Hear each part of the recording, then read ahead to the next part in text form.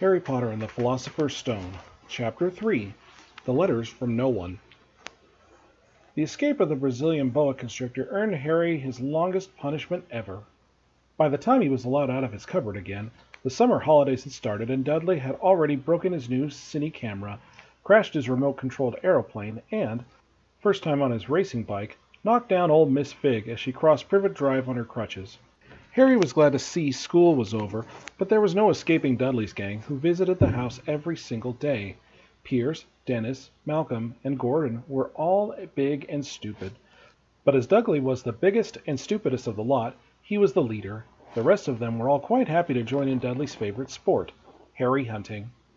This was why Harry spent much of time as possible out of the house, wandering around and thinking about the end of the holidays, where he could see a tiny ray of hope.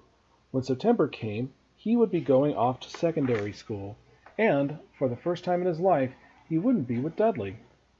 Dudley had a place at Uncle Vernon's old school, Smeltings.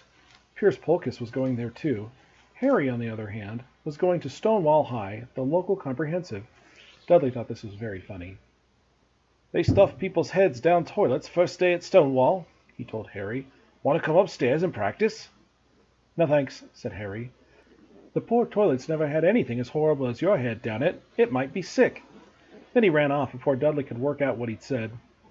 One day in July, Aunt Petunia took Dudley to London to buy his Smeltings uniform, leaving Harry at Miss Figg's. Miss Figg wasn't as bad as usual. It turned out she'd broken her leg tripping over one of her cats, and she didn't seem quite as fond of them as before. She let Harry watch television and gave him a bit of chocolate cake that tasted as though she'd had it for several years. That evening, Dudley paraded around the living room for the family in his brand new uniform. Smelting boys wore maroon tailcoats, orange knickerbockers, and flat straw hats called boaters. They also carried knobbly sticks, used for hitting each other while the teachers weren't looking. This was supposed to be good training for later life. As he looked at Dudley in his new knickerbockers, Uncle Vernon said gruffly that it was the proudest moment of his life. Aunt Petunia burst into tears and said she couldn't believe it was her ickly Duglykins. He looked so handsome and grown up. Harry didn't trust himself to speak. He thought his two ribs might already have cracked from trying not to laugh. There was a horrible smell in the kitchen next morning when Harry went in for breakfast. It seemed to be coming from a large metal tub in the sink. He went to have a look. The tub was full of what looked like gray, dirty rags swimming in gray water. "What's this?" he asked Aunt Petunia, her lips tightening as they always did if he dared to ask a question. "It's your new school uniform," she said. Harry looked in the bowl again. "Oh," he said, "I didn't realize it had to be so wet." "Don't be stupid," snapped Aunt Petunia. "I'm dyeing some of old Dudley's things gray for you. It'll look just like everyone else's when I'm finished." Harry seriously doubted this, but thought it was best not to argue. He sat down at the table and tried not to think about how he was going to look on the first day at Stonewall High. Like he was wearing bits of old elephant skin, probably. Dudley and Uncle Vernon came in, both with wrinkled noses because of the smell from Harry's new uniform. Uncle Vernon opened his newspaper as usual, and Dudley banged his smelting stick, which he carried everywhere, on the table. They heard the click of the letterbox and flop of letters on the doormat. "Get the post, Dudley," said Uncle Vernon from behind his paper. "Make Harry get it." "Get the post, Harry." "Make Dudley get it." "Poke him with your smelting stick, Dudley." Harry dodged the smelting stick and went to get the post. 3 things lay on the doormat: a postcard from Uncle Vernon's sister Marge, who was holidaying on the Isle of Wight, a brown envelope that looked like a bill, and a letter for Harry. Harry picked it up and stared at it. His heart twanged like a giant elastic band. No one, ever, in his whole life, had written to him. Who would?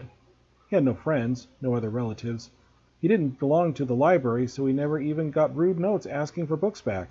Yet here it was, a letter, addressed so plainly there could be no mistake. Mr. H. Potter, The Cupboard Under the Stairs, 4 Privet Drive, Little Winging, Surrey. The envelope was thick and heavy, made of yellowish parchment, and the address was written in emerald green ink. There was no stamp. Turning the envelope over, his hand trembling, Harry saw a purple wax seal bearing a coat of arms, a lion, an eagle, a badger, and a snake surrounding a large letter H. "Hurry up, boy!" shouted Uncle Vernon from the kitchen. "What are you doing, checking for letter bombs?" He chuckled at his own joke. Harry went back to the kitchen, still staring at his letter. He handed Uncle Vernon the bill and the postcard, sat down slowly, and began to open the yellow envelope. Uncle Vernon ripped open the bill, snorted in disgust, and flipped over the postcard. "Marge is ill," he informed Aunt Petunia. "Ain't a funny week." "Dad!" shouted Dudley suddenly. "Dad, Harry's got something!" Harry was on the point of unfolding his letter, which was written on the same heavy parchment as the envelope, when it was jerked sharply out of his hand by Uncle Vernon. "That's mine," said Harry, trying to snatch it back. "Who'd be writing to you?" sneered Uncle Vernon, shaking the letter open with one hand and glancing at it. His face went from red to green faster than a set of traffic lights, and it didn't stop there. Within seconds, it was the grayish-white of old porridge. "Petunia!" he gasped. Dudley tried to grab the letter to read it, but Uncle Vernon held it high out of his reach. Aunt Petunia took it curiously and read the first line. For a moment it looked as though she might faint. She clutched her throat and made a choking noise. "Vernon! Oh, my goodness, Vernon!" They stared at each other, seeming to have forgotten that Harry and Dudley were still in the room. Dudley wasn't used to being ignored. He gave his father a sharp tap on the head with his smelting stick. "I want to read that letter," he said loudly. "I want to read it," said Harry furiously, "as it's mine." "Get out, both of you!" croaked Uncle Vernon, stuffing the letter back inside its envelope. Harry didn't move.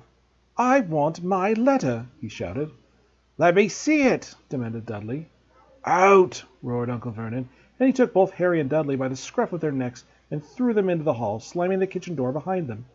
Harry and Dudley promptly had a furious but silent fight over who would listen at the keyhole. Dudley won, so Harry, his glasses dangling from one ear, lay flat on his stomach to listen at the crack between the door and the floor. "Vernon," Aunt Petunia was saying in a quivering voice, "look at the address. How could they have possibly known where he sleeps? You don't think they're watching the house?" "Watching? Spying might be following us," muttered Uncle Vernon wildly. "But what should we do, Vernon? Should we write back? Should we tell them we don't want—" Harry could see Uncle Vernon's shining black shoes pacing up and down the kitchen. "No," he finally said. "No, we'll ignore it. If they don't get an answer, yes, that's best. We won't do anything." "But—" "I'm not having one in the house, Petunia. Didn't we swear when we took him in we'd stamp out that dangerous nonsense?" That evening when we got back from work, Uncle Vernon did something he had never done before. He visited Harry in his cupboard.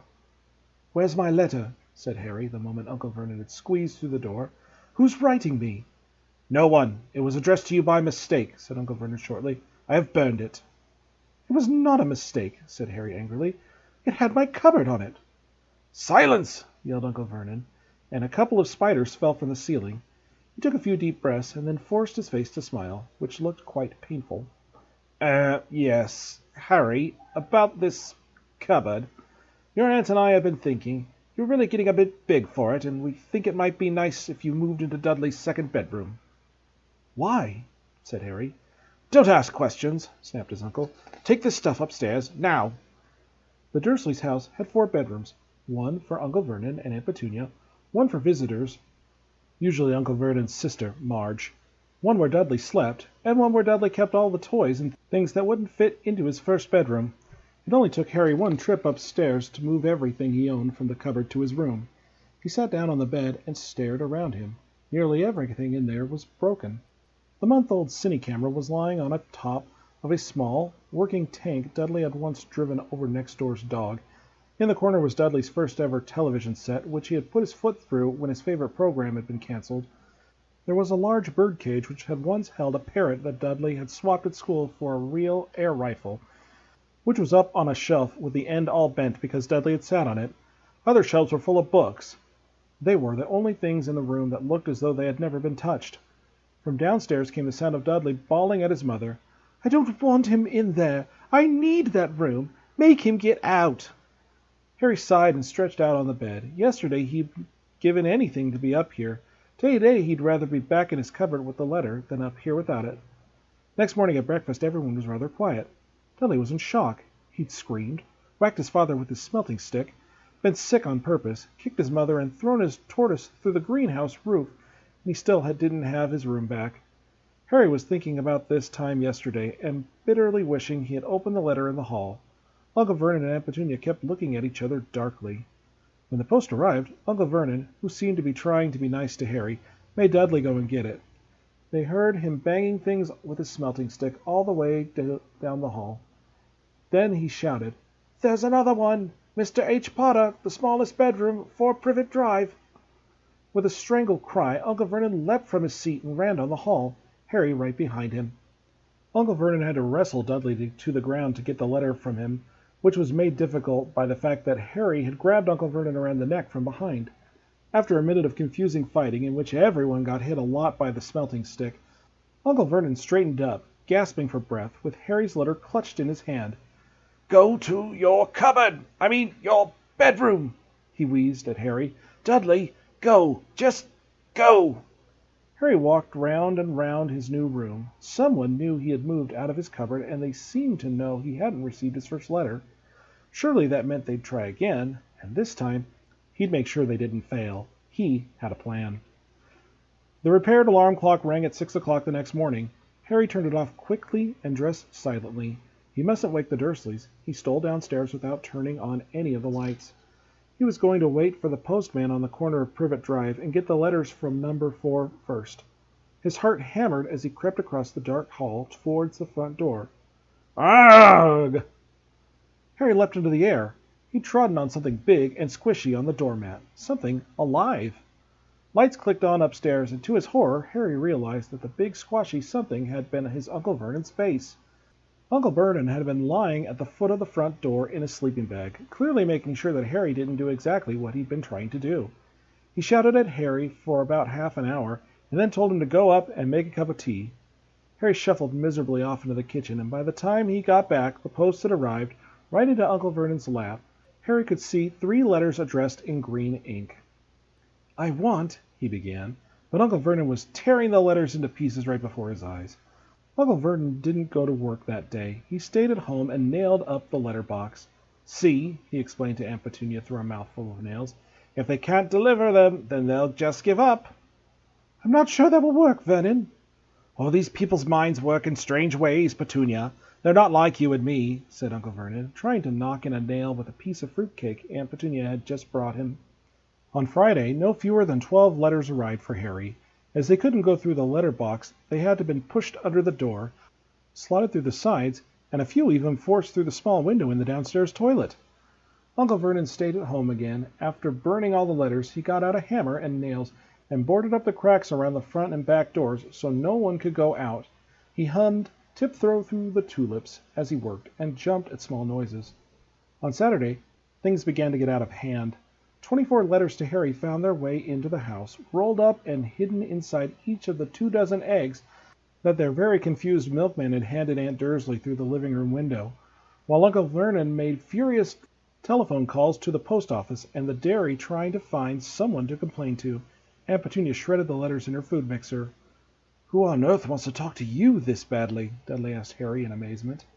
On Sunday morning, Uncle Vernon sat down at the breakfast table looking tired and rather ill, but happy. "No post on Sundays," he reminded them happily as he spread marmalade on his newspaper. "No letters today." Something came whizzing down the kitchen chimney as he spoke and caught him sharply in the back of the head. Next moment, 30 or 40 letters came pelting out of the fireplace like bullets. The Dursleys ducked, but Harry leapt into the air trying to catch one. "Out! Out!" Uncle Vernon seized Harry around the waist and threw him into the hall. When Aunt Petunia and Dudley had run out with their arms over their faces, Uncle Vernon slammed the door shut. They could hear the letters still streaming into the room, bouncing off the walls and floor. "That does it," said Uncle Vernon, trying to speak calmly, but pulling great tufts out of his mustache at the same time. "I want you all back here in 5 minutes, ready to leave. We're going away. Just pack some clothes. No arguments." He looked so dangerous with half his mustache twitching that no one dared argue. 10 minutes later, they had wrenched their way through the boarded-up doors and were in the car, speeding towards the motorway. Dudley was sniffing in the back seat. His father had hit him round the head for holding them up while he tried to pack his television, video, and computer in his sports bag. They drove, and they drove. Even Aunt Petunia didn't dare ask where they were going. Every now and then Uncle Vernon would take a sharp turn and drive in the opposite direction for a while. "Shake 'em off! Shake 'em off!" he would mutter whenever he did this. They didn't stop to eat or drink all day. By nightfall, Dudley was howling. He'd never had such a bad day in his life. He was hungry. He'd missed 5 television programs he'd wanted to see, and he'd never gone so long without blowing up an alien on his computer. Uncle Vernon stopped at last at a gloomy-looking hotel on the outskirts of a big city. Dudley and Harry shared a room with twin beds and damp, musty sheets. Dudley snored, but Harry stayed awake, sitting on the window sill, staring down at the lights of the passing cars and wondering. They ate stale cornflakes and cold tinned tomatoes on toast for breakfast next day. They had just finished when the owner of the hotel came over to their table. "Excuse me, but is one of you Mr. H. Potter? Only I've got 100 of these at the front desk." And she held up a letter so they could read the green ink address. Mr. H. Potter, Room 17, Railview Hotel, Cokeworth. Harry made a grab for the letters, but Uncle Vernon knocked his hand out of the way. The woman stared. "I'll take them," said Uncle Vernon, standing up quickly and following her from the dining room. "Wouldn't it be better just to go home, dear?" Aunt Petunia suggested timidly hours later, but Uncle Vernon didn't seem to hear her. Exactly what he was looking for, none of them knew. He drove them into the middle of a forest, got out, looked around, shook his head, got back in the car, and off they went again. The same thing happened in the middle of a plowed field, halfway across a suspended bridge, and at the top of a multi-story car park. "Daddy's gone mad, hasn't he?" Dudley asked Aunt Petunia dully late that afternoon. Uncle Vernon had parked at the coast, locked them all inside the car, and disappeared. It started to rain. Great drops beat on the roof of the car. Dudley sniveled. "It's Monday," he told his mother. "The great Humberto's on tonight. I want to stay somewhere with the television." Monday. This reminded Harry of something. It was Monday, and you could usually count on Dudley to know the days of the week because of television. And tomorrow, Tuesday, was Harry's 11th birthday. Of course, his birthdays were never exactly fun. Last year, the Dursleys had given him a coat hanger and a pair of Uncle Vernon's old socks. Still, you weren't 11 every day. Uncle Vernon was back, and he was smiling. He was also carrying a long, thin package and didn't answer Aunt Petunia when she asked what he'd bought. "Found the perfect place," he said. "Come on, everyone out." It was very cold outside the car. Uncle Vernon was pointing at what looked like a large rock way out at sea. Perched on top of the rock was the most miserable-looking shack you could imagine. One thing was certain, there was no television there.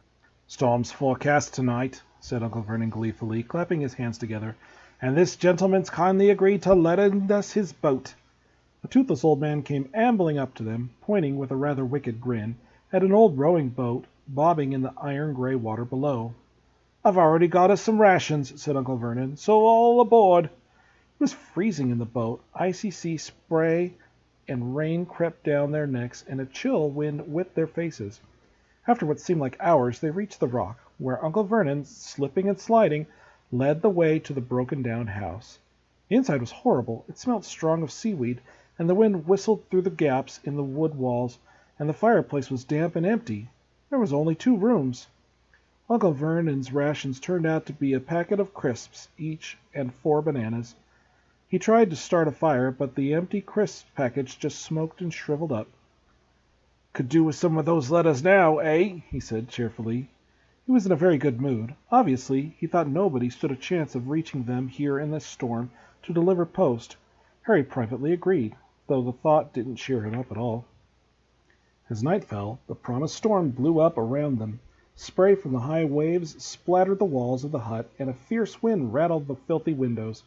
Aunt Petunia found a few moldy blankets in the second room and made up a bed for Dudley on the moth-eaten sofa. She and Uncle Vernon went off to the lumpy bed next door, and Harry was left to find the softest bit of floor he could to curl up under the thinnest, most ragged blanket. The storm raged more and more ferociously as the night went on. Harry couldn't sleep. He shivered and turned over, trying to get comfortable, his stomach rumbling with hunger. Dudley's snores were drowned out by the low rolls of thunder that started near midnight. The lighted dial of Dudley's watch, which was dangling over the edge of the sofa on his fat wrist, told Harry he'd be 11 in 10 minutes. He lay and watched his birthday tick nearer, wondering if the Dursleys would remember at all, wondering where the letter writer was now. 5 minutes to go. Harry heard something creak outside. He hoped the roof wasn't going to fall in, although he might be warmer if it did. 4 minutes to go. Maybe the house in Privet Drive would be so full of letters when they got back that he'd be able to steal one somehow. 3 minutes to go. Was that the sea slapping hard on the rock like that? And 2 minutes to go. What was that funny crunching noise? Was the rock crumbling into the sea? 1 minute to go, and he'd be 11. 30 seconds. 20. 10. 9. Maybe he'd wake up Dudley just to annoy him. 3, 2, 1. Boom! And Harry sat bolt upright, staring at the door. Someone was outside, knocking to come in.